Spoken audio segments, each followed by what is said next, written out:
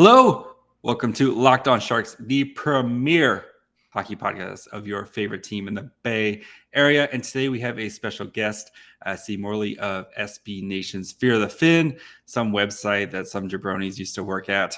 Kyle celebrating his birthday and is probably on his way to being hammered right now. So we're going to let Kyle enjoy his birthday. And with C say, we're going to talk about whatever. I guess the Shark season in whole, and maybe get into some of the awards and maybe some of our own personal awards right after this. You're Locked On Sharks, your daily podcast on the San Jose Sharks. Part of the Locked On Podcast Network, your team every day.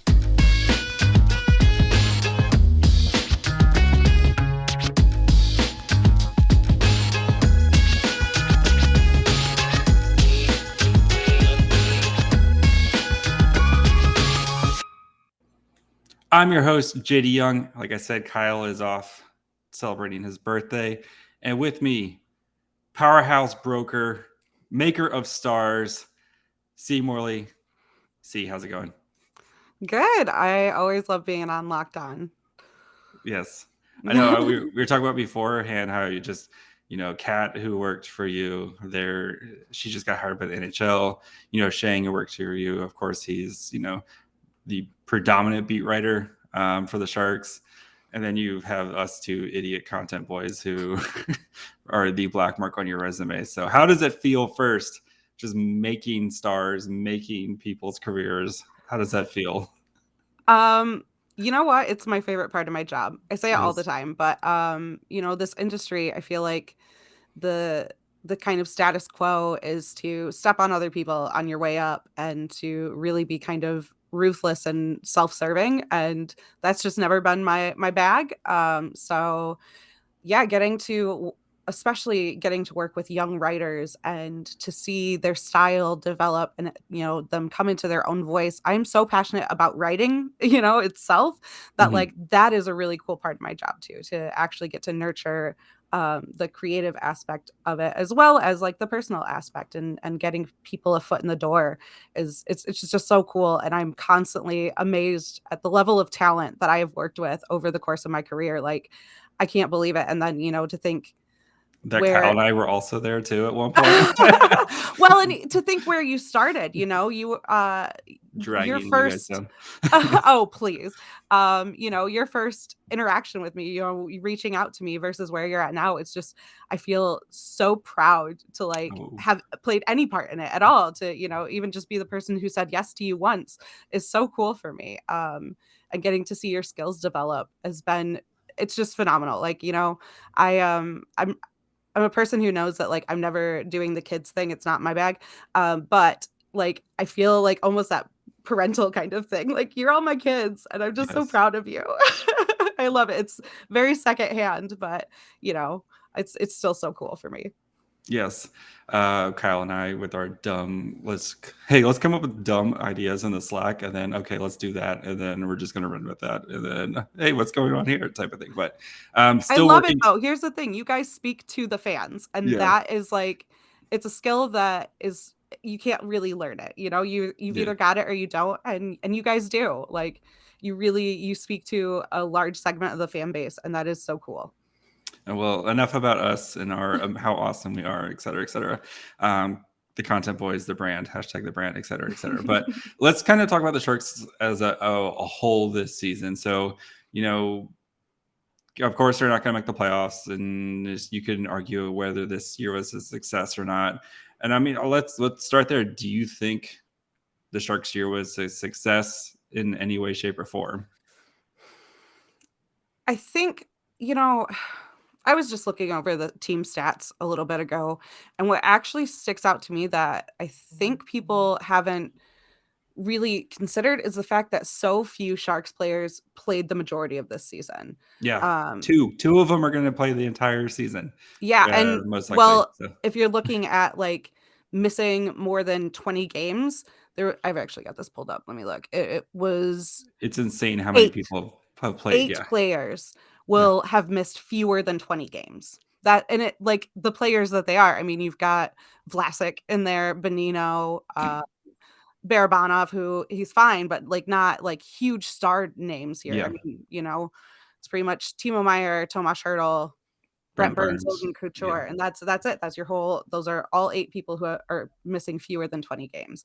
So, like, it is really hard to judge this season because I don't think we're ever going to see anything like this again, where your core group is just so beat up. And the players you're cycling in, I mean, they just don't have any time to really find chemistry together. I mean, a lot of these young guys that we really wanted to step up, part of, especially as a forward, finding success is finding chemistry, between a center and a wing that works really well. Mm-hmm.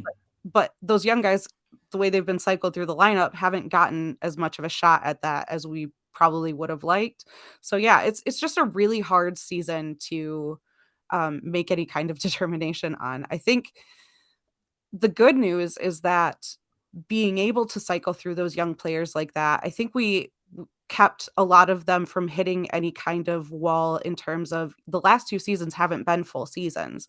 Yeah. So that sophomore slump or that rookie slump would hit really hard this year. And I think San Jose's done well in protecting their players from that, at least. Yeah, that's a good point. Especially with how many guys have gotten experience too.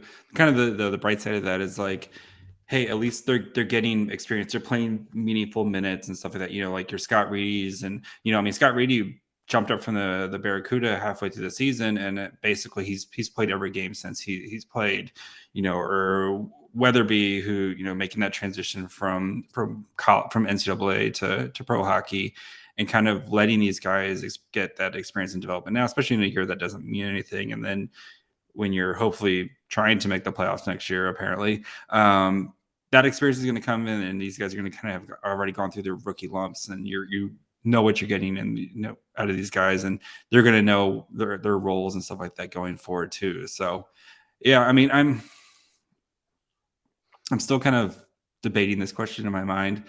I don't. I mean, there's plenty of stuff that you can take a win from, this season. Like the goaltending this year was definitely a win, especially after the god awful goaltending we've seen the past couple of years. And James Reimer having almost a career season this year. Capo Kakinen, who I think there might be something there that's very debatable, and it's a small sample size, but like you've at least kind of figured out that piece going forward, you think. And the defense is still, I think, a bit of a mess, and they're going to have to figure that out. But it feels like that there's pieces in the forward line. And once you get some more reinforcements with Bortolo getting in the year, Eklund coming back, et cetera, you can, if you squint hard enough, you can see something there. Yeah, no, totally. I think the defense is where we're going to see potential moves in the offseason, especially with the number of young guys that we have in a little bit of a logjam situation, Yeah. That I hate to say it, but just because he's been a Shark for so long, but Vlasic, I think he's got to be on his way out, and if he's not, I have questions. Yeah. They need to make room for some of these young guys who have shown that actually they can handle NHL minutes. And I agree. I think the forwards, it's just a matter of finding that chemistry and knowing where they're going to slot in next season. And again, with Eklund coming, the biggest thing with the forwards is that there isn't that like star power. And Eklund is who we're waiting on to be Eklund, that. Yeah. So, the Eklund Meier connection is going to be phenomenal. So yeah, and then obviously goaltending. I mean, I wish they would have just found a way to keep Reimer after 2016. Like that, it would have been a completely different trajectory for the team the last several years in a row. Yeah. I mean, I think, what was it, 2018? Is that the last time they were in the conference final? Yeah, 2018, that could have gone totally differently with James Reimer. I'm just saying. So yeah. I'm very pleased with him kind of coming into his own as a starter, a bona fide starter. He hasn't gotten a lot of opportunity for that in his career. So that's definitely a good thing heading into next season. Yeah.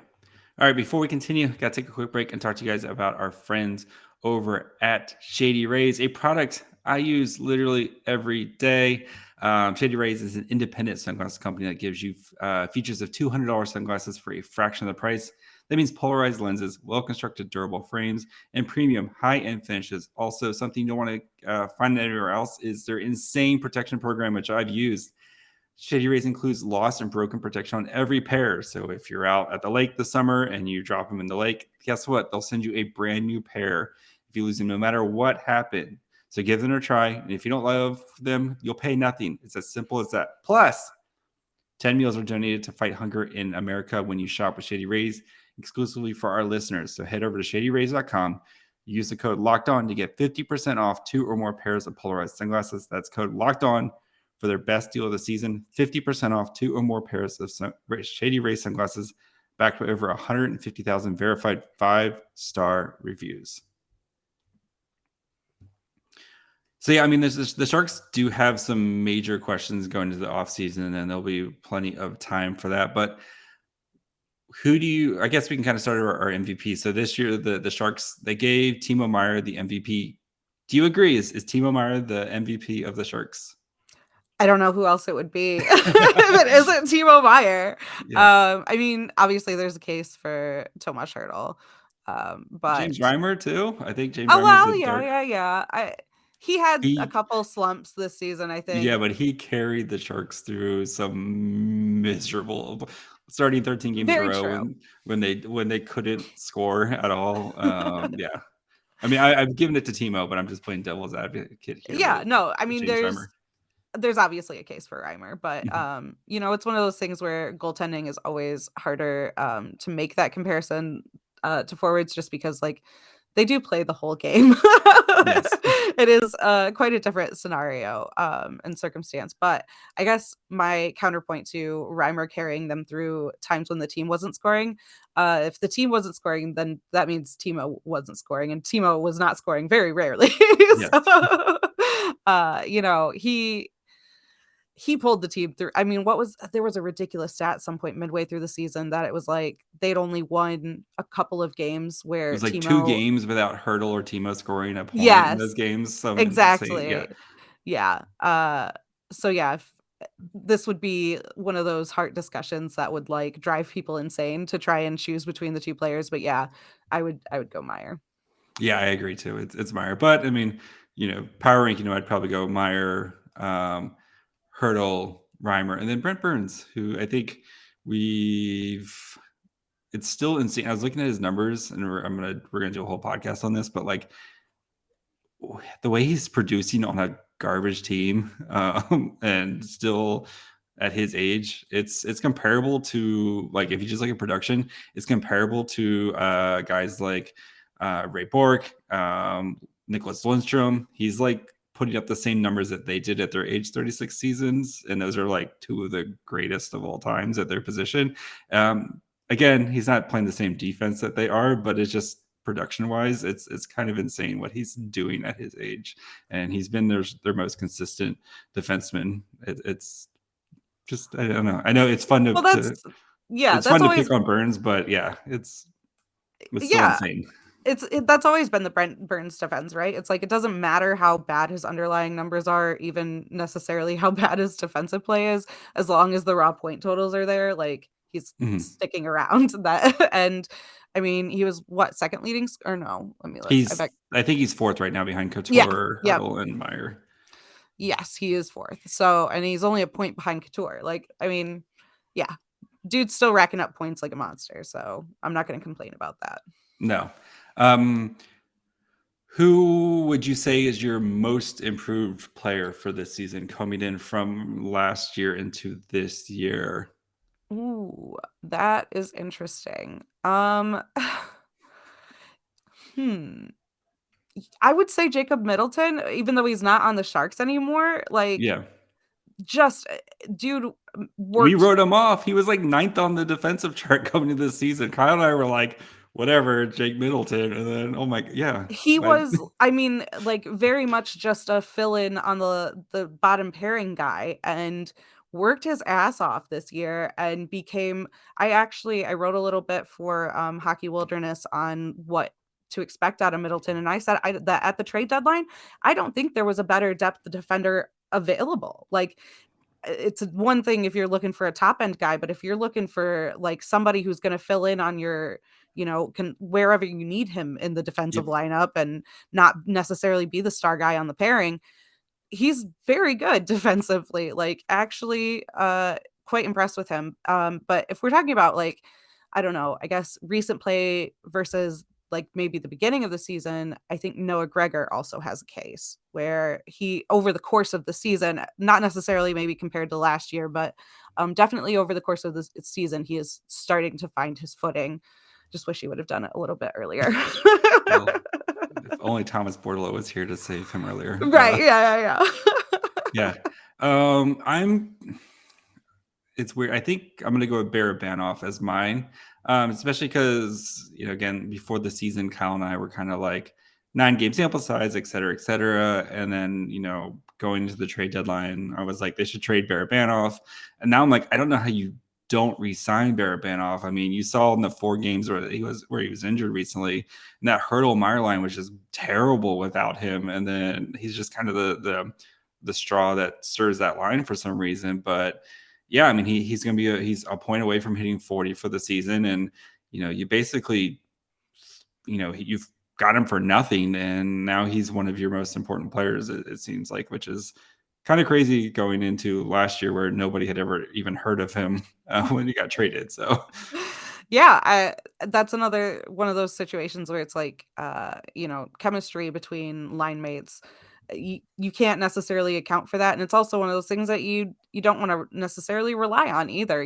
He's 27, yeah, so you don't want to let the success of this year lock the Sharks into something that they will no, and it regret.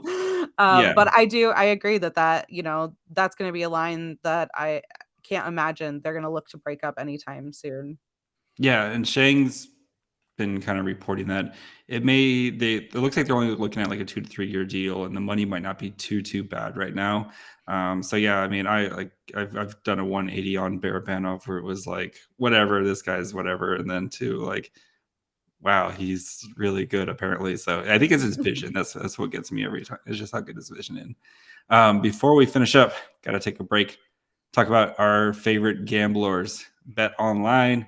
BetOnline, your number one source for all your betting stats and sports info. Find all these latest sports developments, league news, and reviews, including this year's basketball playoffs. And as Major League Baseball season gets underway here, BetOnline is your continuous source for your sports betting wagering information from live betting, playoffs, esports, and more. So head to their website today or use your mobile device to learn more about the trends and actions.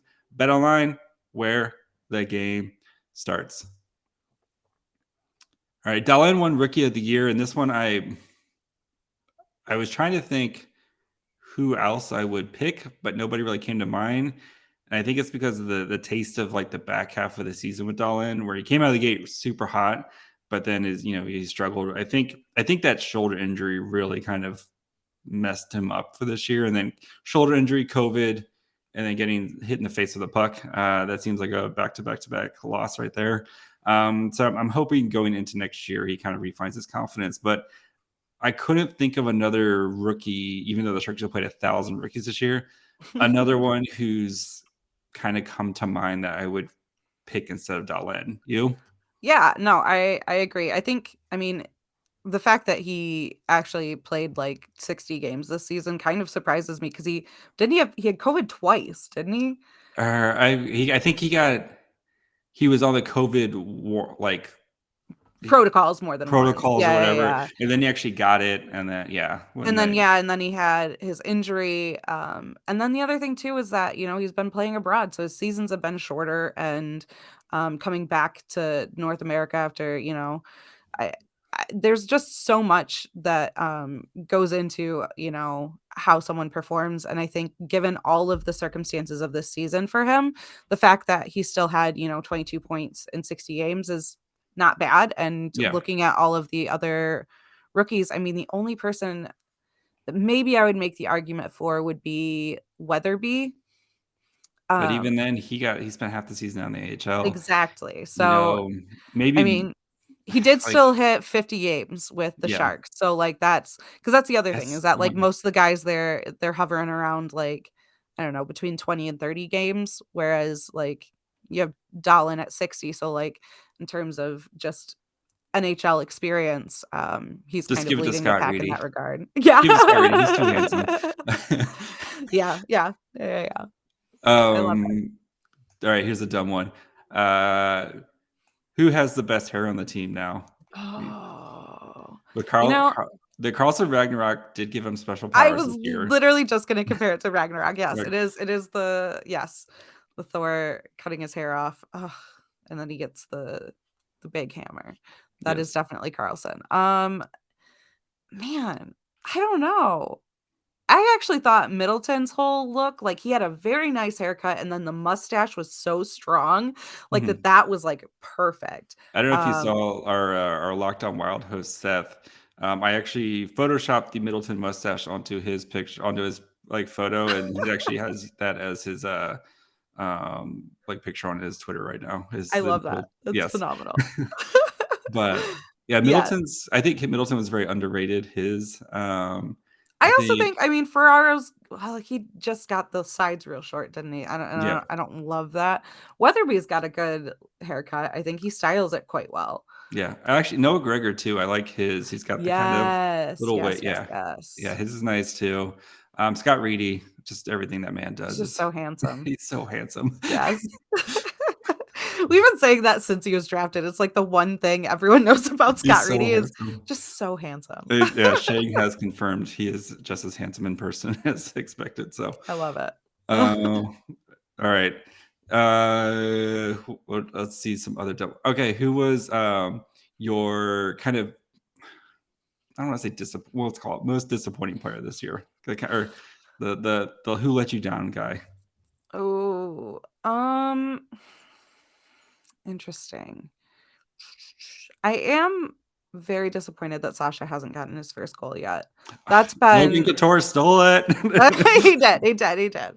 That has been just a real disappointment for me. But actually at the NHL level, he has taken the strides that he was kind Yeah, of instructed to do. So impressed with his development, but come on, just get him a goal already.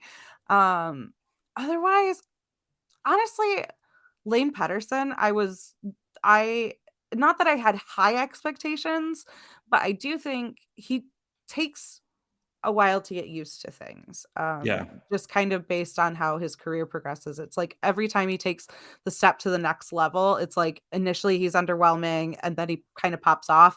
And he was just so underwhelming this year. So I'm hoping that like next year maybe we see a little bit more jump from him, but he was pretty disappointing this season.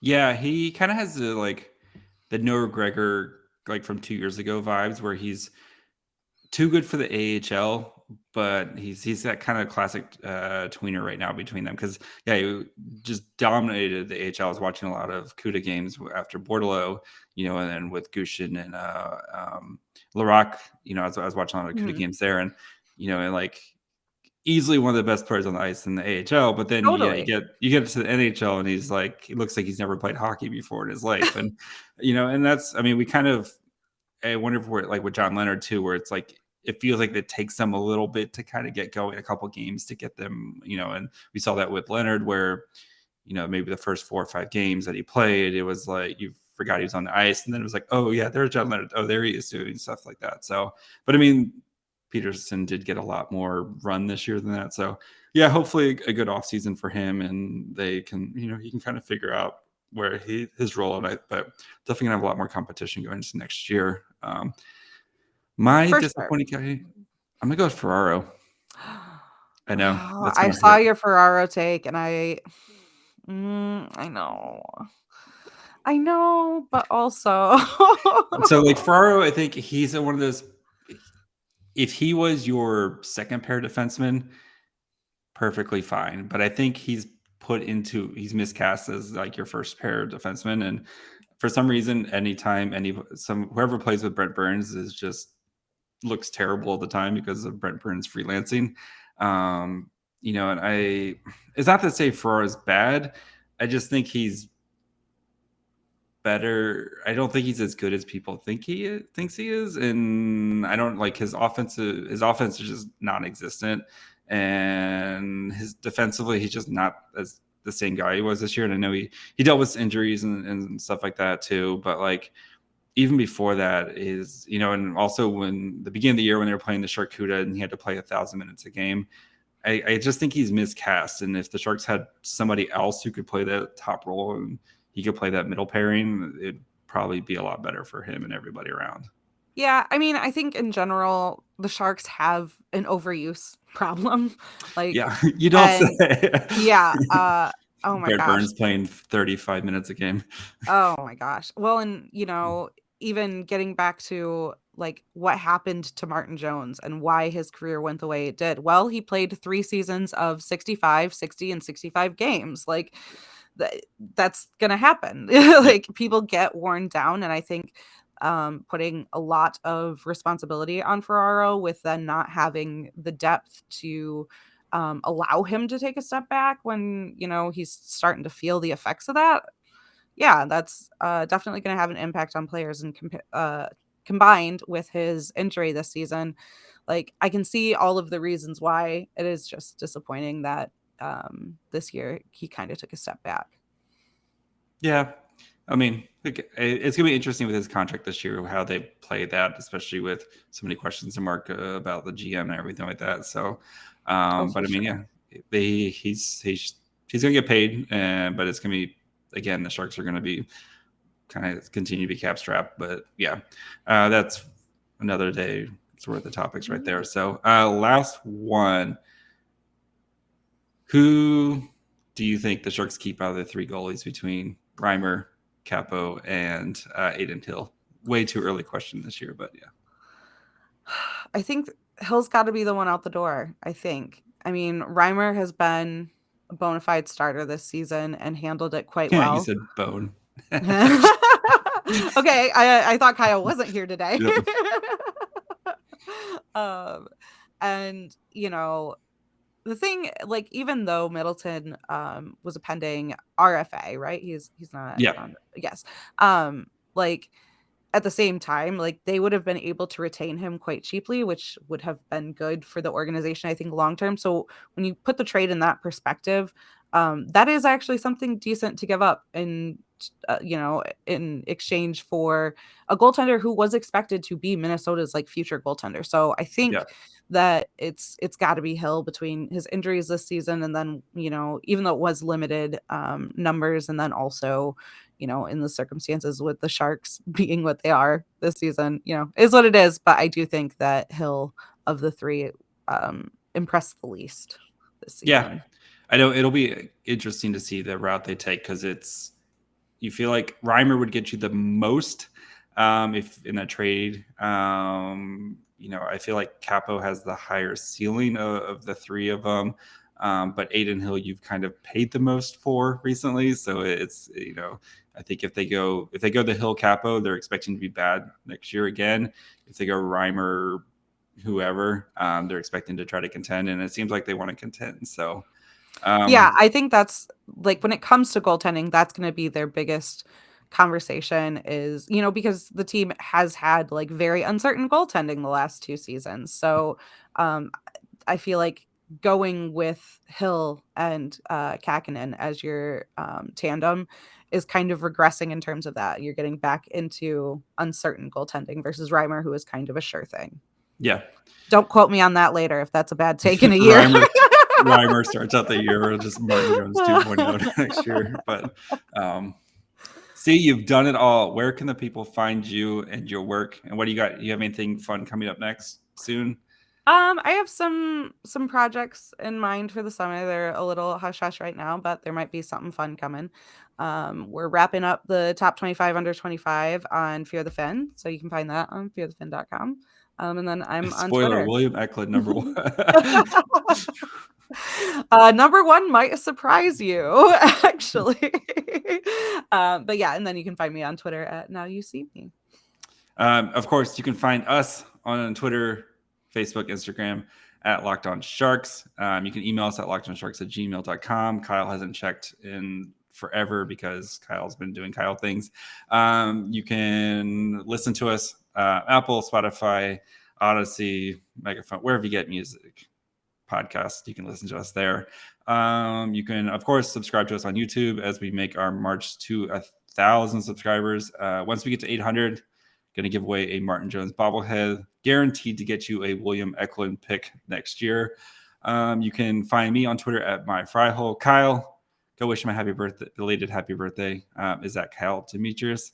And we'll be back tomorrow with the last recap of the season. Thank God we made it to the end. Go check out Locked On NHL Now if you want to go listen to. Oh, here's a good one. Who are you bandwagoning this year? Ooh, Florida. Joe Thornton. Yeah, it's Thornton. Yeah. So yeah, go check out the Locked On Panthers podcast if you want to learn more about the Florida Panthers, our new lords and saviors, as they defeat the evil regime that is, I don't know, everybody else. So, and yeah, we'll be back tomorrow. Bye, friends.